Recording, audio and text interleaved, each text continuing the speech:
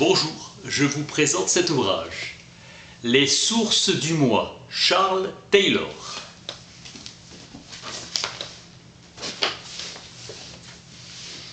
La formation de l'identité moderne.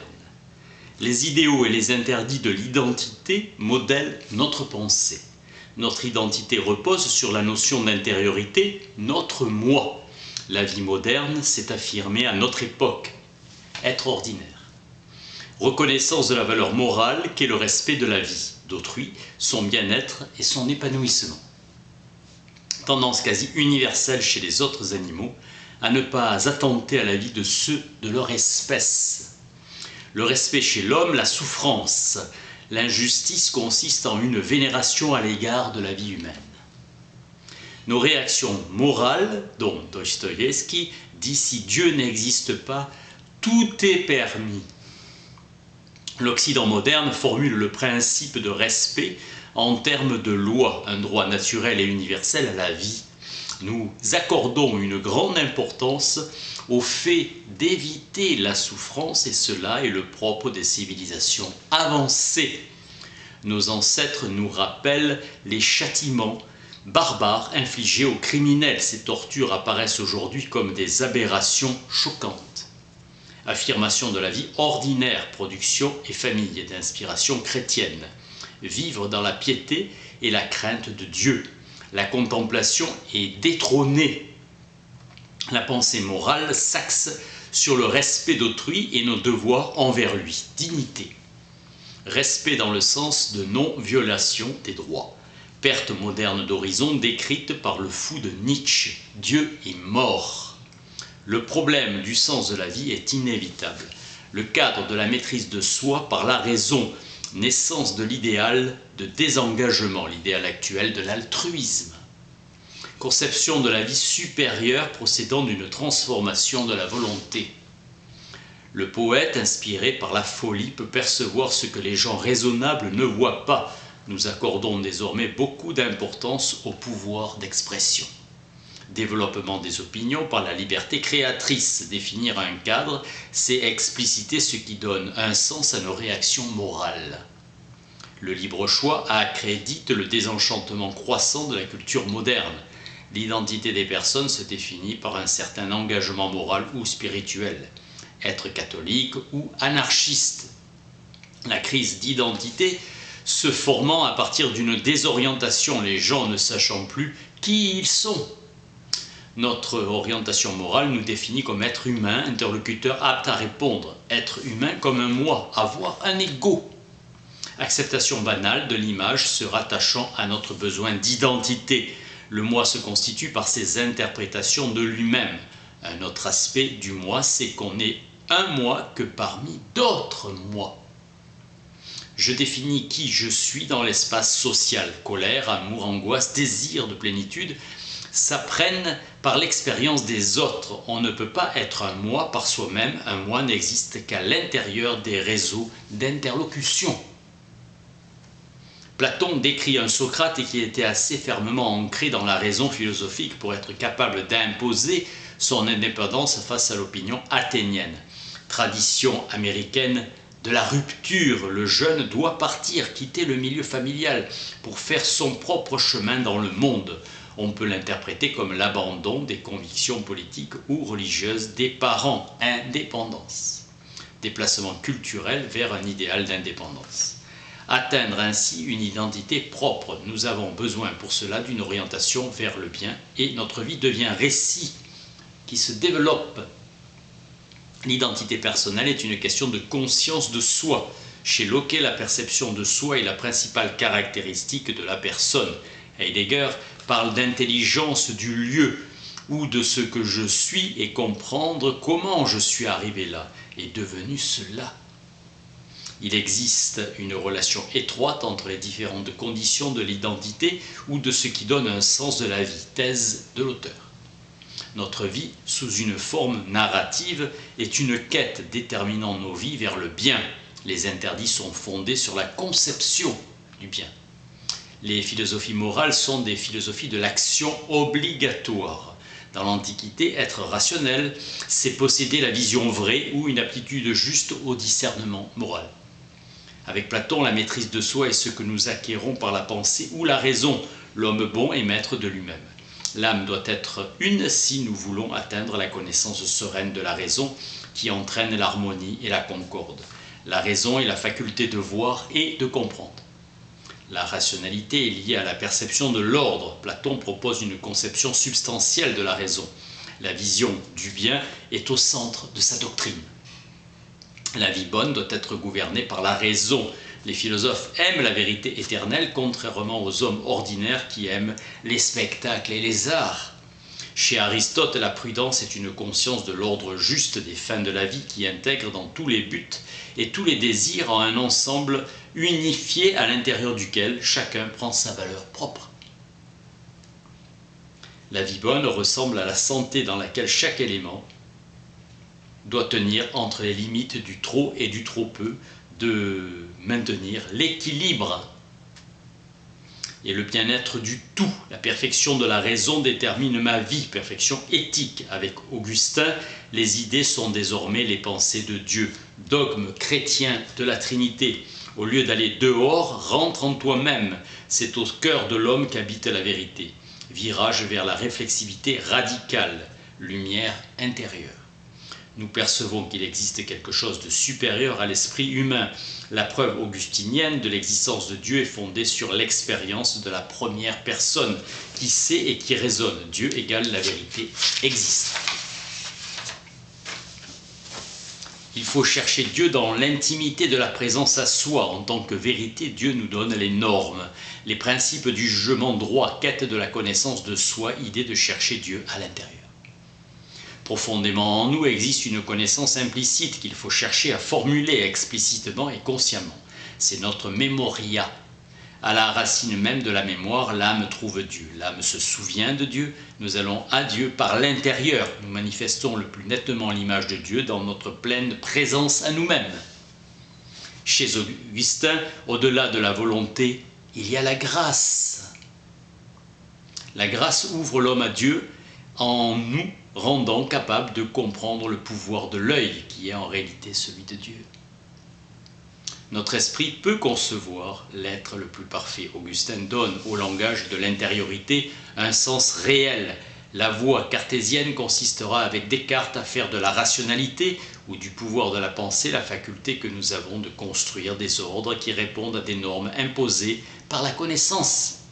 Avec Descartes, les normes sont celles de l'évidence. Avec Augustin, l'intuition peut être impuissante à cause de la perversion de la volonté. Une transformation de la volonté peut s'avérer nécessaire à une intuition plus profonde. Mais la plénitude de la perfection se définit encore en fonction d'une intuition du bien. Descartes propose un nouveau modèle de maîtrise de la raison. La raison règle les passions lorsqu'elle peut les maintenir dans leur fonction instrumentale normale. Descartes écrit à Élisabeth: « Le vrai usage de la notre raison pour la conduite de la vie ne consiste qu'à examiner et considérer sans passion la valeur de toutes les perfections, tant du corps que de l'esprit, afin de nous priver de quelques-unes pour avoir les autres et choisir toujours les meilleures. » Ordre rationnel des priorités. L'autorité de la raison conduit à une intériorisation des sources morales, thème de la paix intérieure. Repos d'esprit et satisfaction intérieure, intériorisation de la force, de la fermeté et de la résolution, ainsi que de la maîtrise. L'homme généreux est une grande âme, magnanime. L'idéal est animé par un sentiment de la dignité de l'être, pensant ainsi la générosité et l'émotion qu'il convient. La générosité est le sentiment qui accompagne le sens que j'ai de ma propre dignité humaine. Influence à la fin du XVIe siècle du courant de pensée néo-stoïcisme de Juste Lipse et Guillaume du Vers. Locke va plus loin que Descartes en rejetant la doctrine et des idées innées. Ralph Kudworth définit la connaissance comme énergie interne et active de l'esprit lui-même et le déploiement de sa vigueur venant du tréfonds. Locke se propose démolir et reconstruire. Locke affirme que l'esprit est purement passif à l'égard de ses idées, désengagement. Notre connaissance des choses s'élabore à partir des pièces de construction qui sont des idées simples. Les idées sont des matériaux. Images réifiantes, ils associent le cerveau à la chambre d'audience. Les atomes arrivent à l'existence au moyen d'un processus quasi mécanique. Cette décomposition recompose notre image du monde. Platon nous recommandait de braver la coutume et l'opinion afin d'atteindre la vérité. À la suite de Gassendi, Locke adopte une théorie hédoniste. Le plaisir et la douleur sont pour nous le bien et le mal. Le désir est une sorte de malaise. Un homme peut suspendre l'acte de son choix. Le vrai moi est sans étendue. Il n'est nulle part sinon dans le pouvoir de fixer les choses comme objet. Le pouvoir réside dans la conscience. Locke, grand maître des Lumières, dans l'idéal de la responsabilité de soi rationnelle. Le sujet rationnel, responsable, peut suspendre son adhésion en soumettant l'épreuve de la validité. Idéal moderne du désengagement qui exige une position réflexive. Montaigne aura conscience de l'inconstance de toute chose et en particulier de la vie humaine. Le changement perpétuel ne se trouve pas uniquement en nous, mais partout. Le monde n'est qu'une branloire pérenne. La constance même n'est autre chose qu'un branle plus languissant. Montaigne s'efforce de parvenir à un certain équilibre. La connaissance de soi est la condition indispensable de l'acceptation de soi. Menée humaine qui, conformément à sa nature, de condition humaine. Montaigne répudie les normes surhumaines que propose si souvent la tradition morale. La source de cette attitude se trouve dans l'orgueil et un vain contentement de soi. Il s'agit de nous amener à accepter ce que nous sommes. Chacun doit découvrir sa propre forme, chercher son être propre. Il tente d'amener le caractère particulier du sentiment humain à l'expression. La saisie distincte du particulier peut surgir spontanément d'une amitié comme celle de son ami la Boétie. La recherche par le moi d'un accord avec soi-même. L'ami jouit de ma vraie image et l'emporte en mourant. Idée moderne d'un sujet comme être indépendant. Tout être humain peut disparaître. La forme perdure. La réforme protestante a été l'une des forces les plus puissantes qui œuvrèrent contre la magie en faveur d'une vision désenchantée du monde. Les pratiques magiques ne pouvaient pas être reconnues comme un usage véritable du pouvoir divin, parce que s'aurait été présumé que l'homme peut exercer le contrôle sur lui, ce qui allait à l'encontre du principe même de la réforme. Les réformateurs ont souvent assimilé les sacrements de l'Église catholique à des pratiques magiques et les ont condamnés. Ce pouvoir devrait être diabolique à supposer qu'il existe. Cette méfiance remonte à la première réforme des Lollards au XIVe siècle. Le déclin de la vision du monde qui nous tendait à la magie fut l'avers de l'apparition de ce sens nouveau de la liberté et de la maîtrise de soi. Selon ce nouveau concept de soi, la magie semble entraîner un asservissement, un emprisonnement du moi dans des forces mystérieuses. Perte d'identité. Le puritanisme entraînant une dévalorisation des communautés au profit de l'engagement personnel. Les puritains se considérant comme le peuple des élus vivant parmi les païens. Forte identification aux anciens Israélites. Idée d'alliance entre Dieu et son peuple. Société pieuse fondée sur l'engagement personnel, l'autorité se fondant sur le consentement de l'individu. Pour Bossuet, le pouvoir royal est la condition de la dignité individuelle autant que de la paix sociale. Nous avons hérité de ce siècle nos théories des droits et les immunités accordées aux gens par la loi. La notion de vertu civique, Montesquieu, Rousseau, ne peut s'accorder à une conception atomiste de la société. Locke définit l'obligation d'une refonte de soi qui incombe au moi ponctuel. Au lieu de suivre le télos de la nature, nous devenons les bâtisseurs de notre propre personnalité. Condillac dira, en développant la doctrine lockienne, que le langage nous donne l'empire sur notre imagination.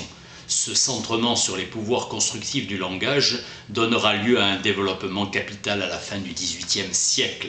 Nouvelle conception de nous-mêmes en tant qu'être expressif, et on concevra cette manifestation comme un accomplissement de soi. L'identité moderne est apparue car c'est par des changements dans les conceptions du moi, religieuses, politiques, économiques, familiales, intellectuelles, artistiques, qui convergeaient et se renforçaient mutuellement. Pour les stoïciens, le sage considère avec détachement la satisfaction de ses besoins vitaux et sexuels. Alléger le poids de la condition humaine, voilà le but. Albert Hirschman évoque le doux commerce, force civilisatrice qui lie les hommes entre eux dans la paix à l'opposé de la quête aristocratique de la gloire militaire, grandement destructrice. Socrate mourant tente de prouver à ses amis qu'il ne perd rien de grande valeur. Il obtient un grand bien. Sa dernière requête demande à Criton d'offrir un coq à Asclépios. La vie est une maladie que la mort guérit.